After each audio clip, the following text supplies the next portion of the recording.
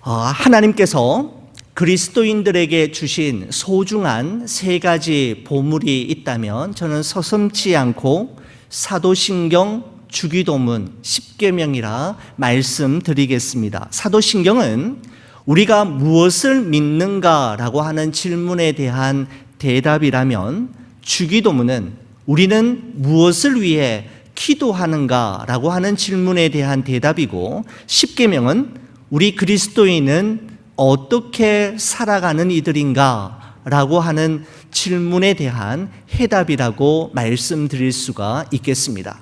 여러분, 저는 오늘부터 시작해서 예수님께서 여러분과 저에게 직접 가르쳐 주신 기도인 주기도문, 그 주기도문의 한 구절 한 구절을 우리가 꼼꼼하게 살펴보면서 또 그 깊은 의미를 우리가 한번 파헤쳐 보면서 주님의 마음을 배울 뿐만 아니라 주님의 기도를 배우는 시간을 가지고자 합니다.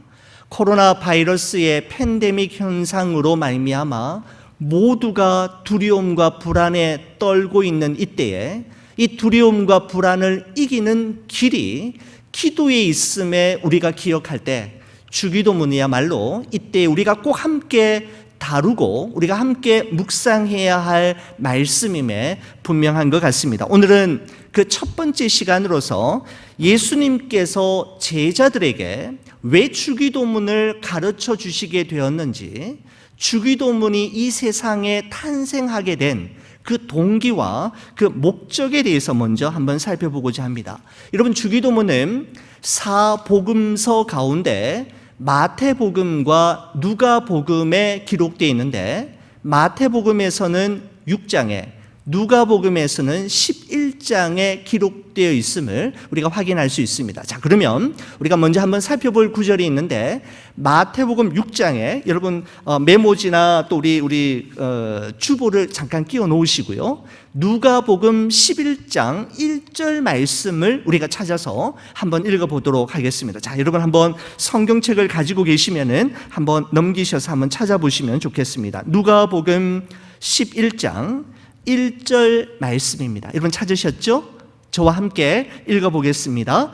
예수께서 한 곳에서 기도하시고 마치심에 제자 중 하나가 여짜오되, 주여, 요한이 자기 제자들에게 기도를 가르친 것과 같이 우리에게도 가르쳐 주옵소서라는 말로 누가복음의 주기도문이 2절부터 시작되는 것을 볼 수가 있습니다. 여러분, 누가복음은 예수님께서 제자들에게 주기도문을 가르쳐 주신 배경을 설명하고 있는데, 어느 날 예수님께서 한 곳에서 기도하실 때 그 예수님께서 기도하시는 모습을 유심히 지켜보고 있던 제자들 중에 하나가, 주님, 우리에게도 기도를 가르쳐 주십시오라고 하는 제자의 요청함에 의해 주기도문이 시작되었음을 우리가 볼 수가 있습니다. 여러분, 그 제자가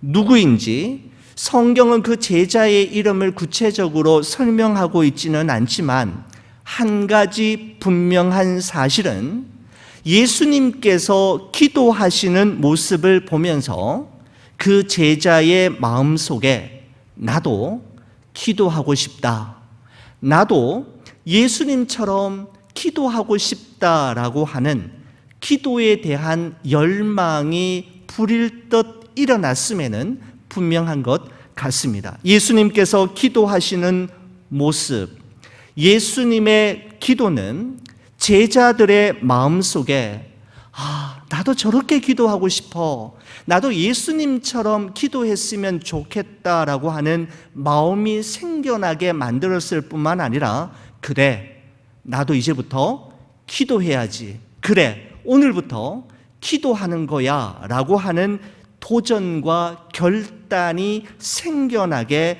만들었다라는 것입니다. 누구든지 예수님이 기도하시는 모습을 보는 자들마다 나도 기도하고 싶다, 그래, 기도해야겠다라고 하는 도전과 결단이 생겨났던 것입니다. 여러분, 목회를 하면 할수록 더욱더 간절해지는 바람이 있다면 그것은 좀 더 깊은 말씀 묵상과 깊은 기도에 대한 열망이라고 말씀드릴 수 있습니다. 형식적이고 의무적인 말씀 묵상이 아닌, 그리고 피상적인 기도가 아닌 주님과의 깊은 만남과 교제가 이루어지고 정직한 자기 성찰이 깊어지는 그런 기도와 말씀 묵상 말입니다. 여러분, 제가 이제 담임 목회를 시작한 지가 이제 5년 6개월 정도 채워지고 있는 것 같습니다. 2014년 11월에 제 담임 목회가 시작이 되었으니까 벌써 한 5년은 지났고요. 한 6개월 정도, 5년 6개월 정도 지나고 있는데, 개인 기도하는 그 개인 기도 시간에 기도하면서 가장 많이 불렀던 찬송가가 뭔가라고 생각하면 단연코 363장입니다.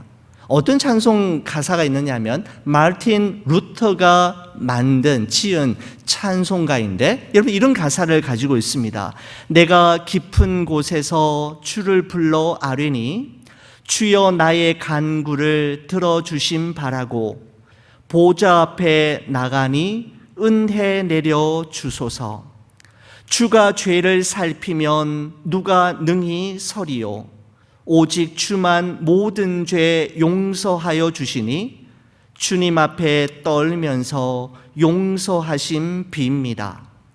파수꾼이 새벽을 기다리고 바라듯 나의 영혼 주님만 간절하게 바라네. 이스라엘 백성아 주를 바라보아라. 마지막 4절은 이런 가사입니다. 주의 크신 은혜와 그의 능력 바라라.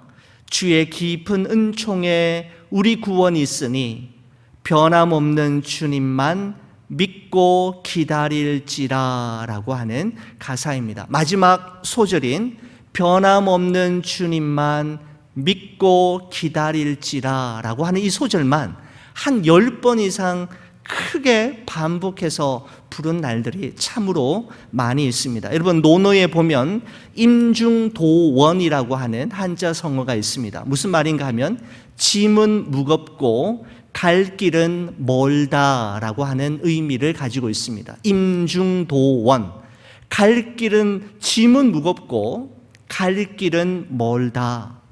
목회의 짐이 너무너무 무겁게 느껴지고 가야 할 길이 까마득히 멀리 보여질 때마다 저는 이 찬송가를 힘차게 부르고 통성 기도하고 나면 정말 신기하게도 두려움과 불안이 사라지고 영적 자신감이 온 몸과 온 세포 안으로 스며들어 다시 일어나는 순간들이 너무너무 많았던 것을 기억합니다. 여러분, 그렇습니다. 기도의 사람은 문제는 잠깐 보고 하나님은 오래 봅니다. 기도의 사람은 사람들과는 잠깐 이야기하고 하나님과는 오랫동안 이야기합니다. 기도의 사람은 문제의 크기가 아닌 하나님의 크기를 묵상합니다. 세상에 우연이 없음을 믿는 사람, 하나님이 하시는 일을 보기 원하는 사람, 그리고 하나님께서 우리를 통해 이루실 일이 반드시 있음을 믿고 의심하지 않는 사람은 반드시 기도의 무릎을 꿇게 되어 있는 것이죠. 사랑하는 우리 교우 여러분, 우리의 삶 속에 회복되어야 할 것들이 참으로 많이 있지만 가장 먼저 회복되어야 할 자리, 가장 먼저 회복되어야 할 영역은 바로 우리의 기도임에 분명한 것 같습니다. 여러분, 예수님의 기도, 예수님께서 기도하시는 모습을 가만히 지켜보았던 제자들 중에 하나가 예수님이 기도가 마치자마자 예수님에게 다가가서 이야기하는 것이죠. 주님, 우리에게도 기도를 가르쳐 주옵소서라고 말하는데, 그렇게 말하면서 뭐라고 이야기하느냐 하면 이렇게 이야기합니다. 요한이 자기 제자들에게 기도를 가르친 것 같이 우리에게도 기도를 가르쳐 주옵소서라고 이야기합니다. 여러분, 여기서 요한은 세례 요한을 이야기하는 것인데, 세례 요한이 자기 제자들에게 기도를 가르쳐 준 것처럼 예수님께서도 우리에게 기도, 우리만을 위한 기도를 좀 가르쳐 주십시오라고 말하고 있는 것이죠. 여러분, 예수님 당시에는 유명한 랍비들이나 유대교 종파에 따라 그들 나름대로의 기도문이라는 것이 있었습니다. 유대교에서 공식적으로 사용하는 모범 기도문이라고 하는 것이 있었는데, 여러분, 예를 들어서 이런 거죠. 테필라라고 하는 기도문이 있었는데, 여러분, 테필라라고 하는 기도문은 18가지 축복의 기도문으로 구성되어 있는데, 아주 경건한 유대인들이 아침, 점심, 저녁 시간에 개인 기도를 드릴 때마다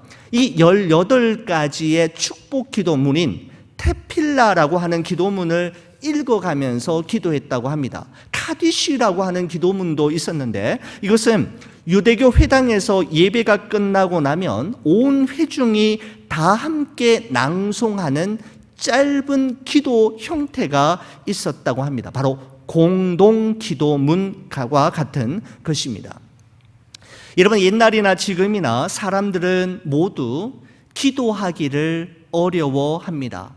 무엇을 위해 기도해야 할지, 어떻게 기도해야 할지, 기도 응답을 받으려면 어떻게 기도해야 하는지에 대해 오늘날에도 힘들어 하시는 분들이 많이 있지만, 여러분, 예수님 당시에 유대인들도 마찬가지였습니다. 그래서 늘 기도는 기도의 중요성을 알고는 있지만, 기도는 언제나 그들에게 부담이었고 해결하기 힘든 숙제와도 같았죠. 그래서 일반 유대인들은 종교 지도자들이나 그들의 랍비들이 만들어준 테필라 또는 카디시라고 하는 공동 기도문을 매일마다 그들의 시간에 쭉 읽어가면서 기도했던 것을 볼 수가 있습니다. 예를 들어서 세례 요한과 같은 영성 있는 선생님들이 만들어준 모범 기도문 같은 것들이 있어가지고 하나님 앞에 그냥 마음껏 기도하는 것이 아니라 그 기도문을 읽으면서 하나님께 나아가는 것이 그 당시에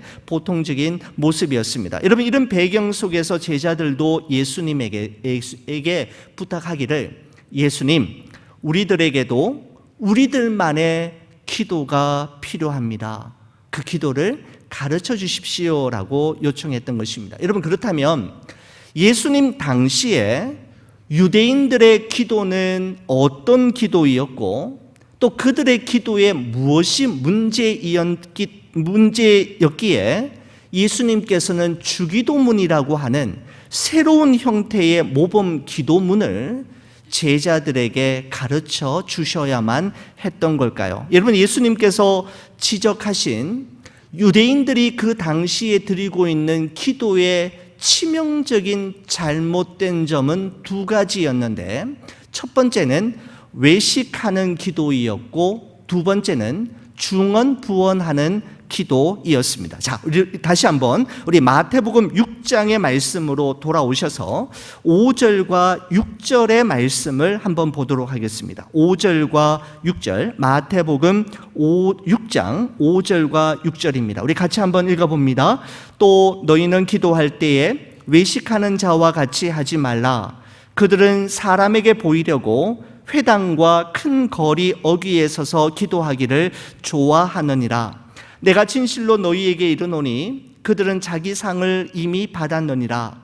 너는 기도할 때에 내 골방에 들어가 문을 닫고 은밀한 중에 계신 내 아버지께 기도하라. 은밀한 중에 보시는 내 아버지께서 갚으시리라 라고 말씀하고 있습니다. 자, 거기 보면 예수님께서 문제 삼으신 유대인들의 기도가 나오는데, 바로 외식하는 기도이었습니다. 바리새인과 서기관들은 기도하기를 좋아하는 사람들이었는데, 왜 그들이 기도하기를 좋아했을까요? 그 이유는 바로 사람에게 보이기 위해서이었습니다. 여러분, 그래서 예수님은 너희는 기도할 때에 외식하는 자와 같이 하지 말라라고 하신 후에 그들은 사람에게 보이려고 회당과 큰 거리 어귀에 서서 기도하기를 좋아하느니라 라고 말씀하신 것입니다. 여러분, 왜 사람에게 보이려고 기도했을까요? 이유는 아주 간단했습니다. 사람들로부터 저 사람이야말로 기도의 사람이지, 저 사람은 기도 정말 많이 하는 사람이고 기도의 영역이 대단한 사람일 뿐만 아니라 기도를 얼마나 잘하는 사람인지 그들로부터 인정과 칭찬을 받고 싶어 하는 마음이 있었기 때문입니다. 여러분, 이러한 유혹은 신앙생활을 갓 시작했거나 기도를 이제 막 배우기 시작하는 분들에게 찾아오는 유혹이 아니라 교회에 오랫동안 다녔고 실제로 기도를 많이 하시는 분들에게 찾아오는 불편한 진실들 중에 하나임을 우리는 너무나도 잘 알고 있습니다.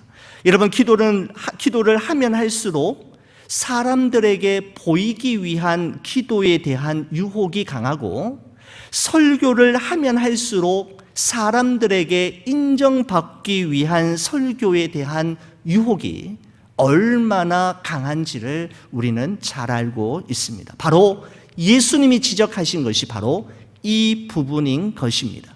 사람에게 보이려고 하는 기도, 외식하는 기도에 대해서 예수님께서 책망하고 계신 것입니다. 여러분, 예수님께서는 이처럼 사람에게 보이려고 기도하는 외식하는 기도하지 말고 6절에 이렇게 말씀하시죠. 너는 기도할 때에 내 골방에 들어가 문을 닫고 은밀한 중에 계시는 내 아버지께 은밀하게 기도하라 라고 말씀하십니다. 골방에 들어갈 뿐만 아니라 문까지 닫으라고 이야기하시면서 은밀한 중에 보시는 하나님 앞에 하나님을 의식하며 기도하라라고 이야기합니다. 여러분, 예수님께서 말씀하신 여기서 말하는 골방이라는 것은 사람의 눈을 의식하지 않고 오직 하나님만 생각하면서 하나님께 집중하며 기도할 수 있는 장소를 말하고 있는 것입니다. 이번 기도는 사람에게 하는 것이 아니라 하나님에게 하는 것입니다.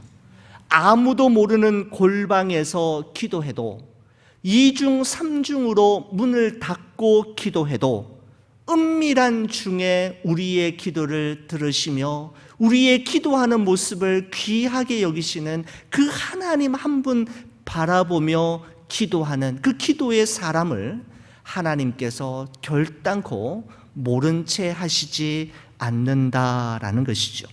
자, 여러분 보십시오. 바리새인과 서기관들을 비롯한 유대인들의 기도에 무엇이 문제였냐면 외식하는 기도였다면, 그것이 첫 번째 문제였다면, 예수님께서 지적하시는 두 번째 기도의 문제는 무엇인가 하면 중언부언하는 기도였습니다. 여러분, 중언부언하는 기도는 우상을 섬기는 이방인들이 하는 기도인데, 자, 7절의 말씀을 한번 보시기 바랍니다. 이렇습니다. 또 기도할 때에 이방인과 같이 중언부언하지 말라. 그들은 말을 많이 하여야 들으실 줄 생각하느니라 라고 말씀합니다. 여러분, 중언부언하는 기도란 표현 그대로 같은 말을 계속해서 반복하는 것을 말하는데, 여러분, 단순히 같은 말을 반복한다는 의미보다는 기도를 길게 하고 오랫동안 하고 많이 해야 들으실 줄 알고 드리는 기도를 의미하는 것입니다. 여러분, 왜 이방인들은 그들의 신들에게 기도할 때 중언부언했을까요? 왜 기도를 길게 하고 오랫동안 하고 많이 하려고 했을까요? 여러분, 그 이유는 이와 같은 것입니다. 여러분, 동서고금을 막론하고 모든 기도하는 종교인들의 마음속에는 지성이면 감천이다라고 하는 사상이 마음속에 다 내재되어 있습니다. 그래서 오래 기도하고 많이 기도해서 기도의 분량이 차고 신의 마음을 감동시켜야만 응답해 준다는 생각들을 가지고 있기 때문에 유대인들도 그들의 하나님께 기도할 때 중언부언하며 이방인들처럼 그렇게 오랫동안 그리고 길게 기도하고 있었던 것입니다. 하지만 예수님께서는 이방인들의 그러한 기도를 본받아서 중언부언하면서 기도할 필요가 없는데 그 이유가 8절에 이렇게 설명하고 있습니다. 자, 8절 말씀 보십시오. 그들을 본받지 말라. 구하기 전에 너희에게 있어야 할 것을 하나님 너희 아버지께서 아시느니라 라고 말씀하고 있습니다. 왜 우리는 하나님 앞에 기도할 때 중언부언하며 기도하지 않아도 되는가 하면 우리가 구하기 전에 이미 하나님께서 우리에게 있어야 할 것을 이미 다 알고 계시기 때문이다 라고 말씀하고 있습니다. 여러분, 이런 관점에서 볼 때 기도란 내게 있어야 할 것과 내게 필요한 것을 하나님으로부터 얻어내기 위한 떼씀이 아닙니다. 또한 기도란 하나님께서 잘 모르고 계신 것을 알려드리기 위한 수단도 아닙니다. 하나님은 이미 우리의 모든 것을 다 알고 계십니다. 우리에게 무엇이 있어야 하고 우리가 무엇을 필요로 하고 무엇 때문에 힘들어하고 아파하고 있는지 우리의 과거와 현재와 미래의 모든 것을 다 알고 계시기 때문입니다. 여러분, 그러면 다 알고 계시는데 왜 하나님께 기도해야 합니까? 기도해야 할 이유가 무엇입니까? 이런 관점에서 볼 때 기도란 무엇인가를 얻어내기 위한 떼씀이 아니라 기도는 하나님과의 사귐이며 하나님과의 동행이라는 표현이 보다 정확한 표현이라고 말씀드릴 수 있습니다. 여러분, 그렇습니다. 기도하는 사람은 하나님과 교제할 수 있고요, 기도하는 사람은 하나님과 언제나 동행하는 삶을 살아갈 수가 있는 것입니다. 여러분, 피조물인 우리가 기도를 통해 창조주 하나님과의 사귐과 동행이 가능하다는 사실만큼 여러분, 더 위대한 선물, 위대한 특권이 여러분 어디에 있겠습니까? 예수님은 제자들에게 유대인들처럼 외식하는 기도나 이방인들처럼 중언부언하는 기도를 이제는 더 이상 하지 말고 너희가 하나님께 기도할 때는 이렇게 기도하라 라고 하시면서 드디어 주기도문이 우리에게 소개되고 있는 것이죠. 우리 주기도문은 우리 다음 주일부터 앞으로 9주간에 걸쳐서 여러분과 함께 꼼꼼하게 한번 살펴보고 예수님의 기도를 여러분 배워보려고 합니다. 여러분, 종교개혁가 마르틴 루터에게 누군가가 이렇게 질문했다고 하지요. 마르틴 루터에게 말하기를 당신은 하루에 어느 정도나 기도하십니까? 라고 하자 마르틴 루터가 이야기하기를 저는 보통 하루에 2시간 정도 기도합니다. 그런데 너무너무 바쁘면 3시간 정도는 기도합니다. 이렇게 대답하는 겁니다. 깜짝 놀라는 거죠. 바쁜데 더 많이 기도하다니. 3시간을 기도한다라고 하니까 바쁘면 바쁠수록 더 기도한다라고 하니까 왜 그러느냐고 마르틴 루터에게 물었을 때 루터가 이렇게 이야기했다고 합니다. 왜냐하면 바쁠수록 해야 할 일이 많을수록 하나님의 능력과 도우심이 더욱 필요하기 때문입니다 라고 말했다고 합니다. 우리는 바쁘면 분주하면 해야 할 일이 많으면 가장 먼저 말씀 묵상하는 것과 기도하는 시간부터 줄이고 희생시키지만 바쁘면 바쁠수록 해야 할 일이 많으면 많을수록 중요한 일이 있으면 있을수록 더 기도했던 마르틴 루터의 기도가 종교개혁을 완성할 수 있었던 것입니다. 사랑하는 우리 교회 여러분, 여러분에게는 일상의 분주함과 복잡함을 잠시 접어두고 하나님만 생각하는 기도의 시간, 여러분의 마음을 하나님 앞에 풀어놓고 쏟아놓는 기도의 골방이 여러분에게는 확보되어 있으신지요? 우리의 기도도 한번 살펴볼 필요가 있는 것 같습니다. 우리의 기도는 혹시나 외식하는 기도는 아닌지, 중언부언하는 기도는 아닌지, 나의 기도가 하나님 앞에 상달되어지는 기도인지, 무엇을 위해 나는 오늘도 그토록 간절히 기도하고 있는지, 기도하는 우리의 마음의 동기와 기도의 제목을 살펴볼 필요가 있는 것 같습니다. 구하기 전에 우리에게 있어야 할 것이 무엇인지 이미 다 알고 계시는 하나님께서는 우리의 기도를 통해 그분과 교제하기를 원하시고 그분과 동행하는 우리의 삶을 간절히 기다리고 계신 것입니다. 사랑하는 우리 성도 여러분, 가정마다 기도의 재단이 다시 수축되어지기를 간절히 소원합니다. 코로나 바이러스가 주는 두려움과 불안, 불편함과 답답함을 이기는 길은 우리 안에 무너진 기도의 재단을 수축하고 하나님 앞에 기도함으로 하나님이 주시는 능력과 도우심으로 이겨내는 것입니다. 오늘부터 시작되어진 이 주기도문 강해를 통해서 주님의 기도를 배우고 하나님 앞에 기도해야 할 새로운 기도의 제목들을 발견하는 여러분과 제가 되기를 우리 주의 이름으로 간절히 축원을 드립니다. 기도하시겠습니다.